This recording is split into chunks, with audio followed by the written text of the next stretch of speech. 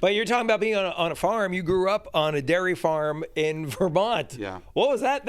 I don't know anyone that's ever grown up on a dairy farm in Vermont. What's that like? It was beautiful. It was amazing. It was a lot of work, and I was the only son, and so my sister, she joined in sometimes, but she was more into gymnastics and ballet and doing girl things. While she's... And so I'm just like, getting leaned on for a lot of the work, and it was really good. And honestly, a lot of the times I didn't want to be there. I didn't want to do the work. It was a lot.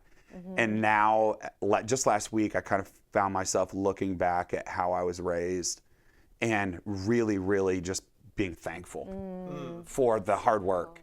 Because it gave me this work ethic that just keeps me driving when I'm Cows tired. aren't going to milk themselves. Exactly, twice a day, every day. Yeah. What time was it? We would do, I think Dad would kind of switch it a little bit, but it's usually 12 hours in between, so 5 and 5 or 6 and 6.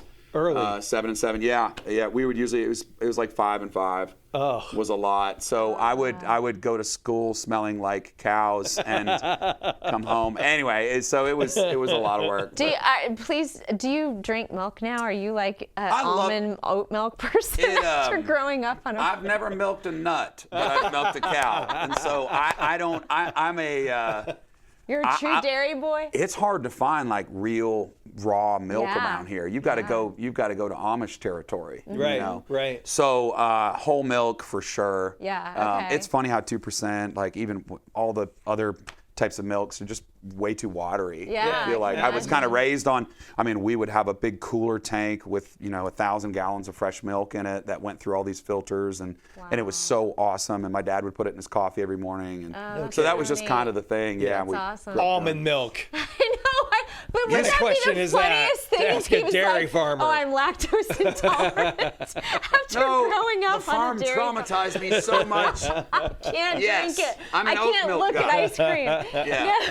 So where did music come in? Take us from cows did you sing to the cows? music. I did, so you bet I sang to the cow. No kidding. I've never ridden a horse in my life. I've ridden cows though. Like we had a couple of big docile cows that they're like elephants kind of. You can roll up on their back and kind of just ride them, and they sort of. Sweet. Anyway, So you were a cowboy.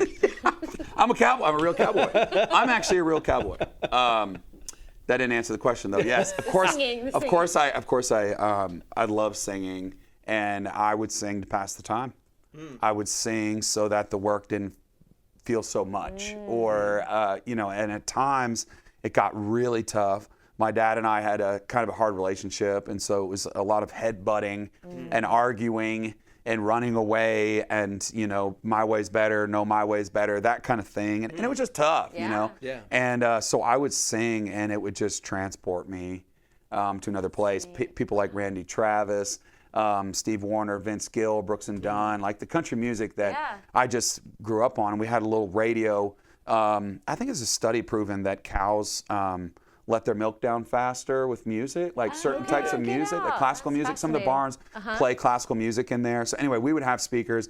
We played classical music sometimes, country music. And so I just always was around music. Huh. Yeah. No kidding. Okay. Now, another part of your story, too, is you struggle with addiction. Yeah. And part of that story, too, is there was some serious loss in your life as well. Can you talk a little bit about that? Yeah. So along with all that stuff, I had no outlet.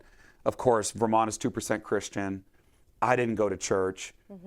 Jesus was a swear word. I had no idea about the gospel or who he was. And so there was just so many times that I needed an outlet, and I had no idea. I turned to cutting myself. I turned to drinking, and then I got exposed to cocaine, alcohol, that stuff at 17 years old. And so it's just like, so it was really tough childhood growing up when I didn't realize that I had a Savior that was there. I didn't know I could call on his name. Yeah. I didn't have the hope. Yeah.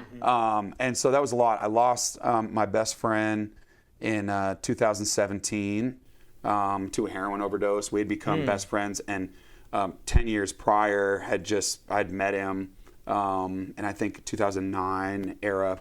And we spent a lot of time together. We also used together a lot because our dads were very similar, strong, tough men that didn't really want to show emotion.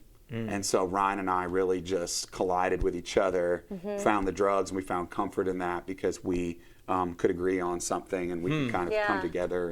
And then how did you hear about the gospel the first time? How did that? It took me down. So fast forward through all that 14 and a half years of addiction, I found myself down here in Nashville, Tennessee in 2018 for country music. So I had picked up a guitar along the way and I was ready to play music and sing and all these things, and people kept saying, you got to go to Nashville, got to go to Nashville. And so I moved down to Nashville, and it was the scariest thing I'd ever done. Small town farm boy, had never seen the big city before. And I played on Broadway for a whole year. I played at Tootsie's and all the big honky tonks down there until one day I was driving home, and there was a family from Vermont that God had moved here a year and a half before I even got here. Got them settled, got their kids into school, all the things, and they invited me over for dinner. Get out. And so they said, will you come eat with us? And I said, sure, I guess, And I'd met them a couple of times in Vermont. So I knew of them, but didn't know them well. The Davenport family. And anyway, at the end of the meal, they said, will you come to church with us in the morning? And I was just kind of like, sure, I don't pass the rolls, I'll have some more. Can I have seconds? Are you going to eat that? Like, I remember going over there with beer cans in my pockets, and because I didn't know how long I was going to be, it was going to be awkward. I needed the alcohol. I needed that to cope with. I didn't know, I thought I needed that stuff. And I'll never forget Church of the City in Franklin, Tennessee. It was 9:30 in the morning. I walked in Sunday morning, and I heard the music, and it was really unexplainable. But for someone who lived their life as an addict, I'd never been higher. And I heard the music, and I felt the Spirit of God, and I just said, help me, fix me, please. It's a perfect prayer. And it was just like, after that, it was over the course of 2 months, and my language, I had foul language, took my language, I was drinking anywhere between 15 to 20 beers a night, Took all that, 8, 6, 2, I don't even like the taste of alcohol anymore. Stopped all the things, all the promiscuous relationship, everything that I was doing, done, over. And I was like, what is happening to me? I felt like Jim Carrey in Liar, Liar. So I'm like, the pen is blue. I'm like, I'm trying to lie. I want to lie, but I can't lie. And I'm like, I'm convicted. I'm like, whoa, this is real. But the hardest part was the reality that I had was still had a lot of friends that were doing that kind of stuff. Yeah, sure. And so I lost a lot of friends because it was just like they saw this change in me, and they're like, weirdo. Yeah. They're like, what happened to you? And so I kind of felt like I kept needing to explain, and so it was tough, but I was changed. Yeah. And I'd become different. When did your music change? Because you're playing honky tonks, I assume all country music. When did you start? What was your first Christian attempt at a Christian song? That next night. No kidding. Yeah, I wrote a song called "Light the Way," and I woke up in the middle of the night. It was like 2 or 3 in the morning, and I wrote down redemption and Jesus and "Light the Way" was one of the phrases that I wrote down, and all these things. It was the craziest thing. And I woke up in the morning and looked at this list of things I had written down, and I was like, this isn't me. What is this? Who is this? And I just realized like everything needed to change. And I was presented with the opportunity as meetings started happening, as I started meeting people in the industry and all these things. I was like, I can't sing about this anymore because I'm not living like this anymore. Yeah. I need to sing about Jesus. And it came to me, and it was funny. The joke at the label was, you're too country for Christian and too Christian for country. Oh man. And it was like, you got to pick one or the other. And it was just immediately, I was like, I got to sing about Jesus. Yeah. Because how did your mom and your dad and your sister react to the changed Ben Fuller? You mean, how are they reacting currently? No, it's been really beautiful and really amazing. They're watching this thing unfold in real time.'re like, what? Like, what? You're playing CMA Fest again this year? Like, you're doing country music, but you're still singing about Jesus? You're on tour with Zach Williams. You're going out with Casting Crowns. You're doing with We Are Messenger. All this stuff. And they're like, how did you what? And so I feel like they're kind of still in this state of like, what's happening and how. Yeah. But I think the biggest thing is, and it's really hard because, you know, my family doesn't go to church. And it's just fixing my eyes on Jesus and knowing that I need to just keep doing what he's asked me to do. Yeah.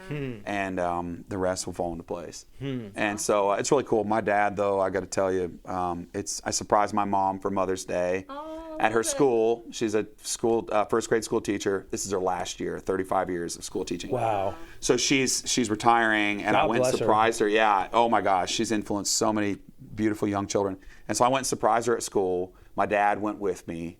It was just this really special moment, you know. And my dad's starting to say "I love you" on the phone now. Oh wow! Just so it's like I'm watching it all just slowly unravel. Yeah. And I'm sure so many people are praying for them. Yeah. That they, I know they see Jesus in you because we do. And we just met you. Wow, so thanks. It's kind of full blast. It's not Wait, you can see past my tattoos? Wait, I don't see it. Let me see this. I love it. That's awesome. It's so cool. And, you know, we've been given free will. God gives us free will, you know, to choose. And it's like, I have no choice, though. After what he's done for me, I have no choice. I can't go back to the old ways. And I've seen that time and time again. Just how much he's changed me, how much he's saved me. That faith with little is faith with much. And I keep one step in front of the other, one foot in front of the other. So, yeah. Well, I would just encourage you to keep telling your story because, Kevin, you've told your story of addiction on our show how many times? Countless. And every time there's a new person that needed to hear it. That was the spark. Same thing happened to me, though. I was in rock radio for years, and right when I met Jesus for reals, I was like, I can't do this anymore. I got to do something else. And a month later, I was in Christian radio. Wow. Now, if there is someone like that's watching this or listening to this who is at that point where they are struggling, we don't want to miss an opportunity. What would you say to someone who's going like, Ben, I just can't stop. Help me. What would you tell them? There's a line in a song that I wrote in the song called Chasing Rebels. It says, if my past is now your present, I'm praying you see how. There's an unrelenting coming for you Savior who loves chasing rebels down. And I was a rebel. I was the guy. And he's for you, and he loves you. And all you got to do is ask him. That's what I'd say. All you got to do is ask him for yourself.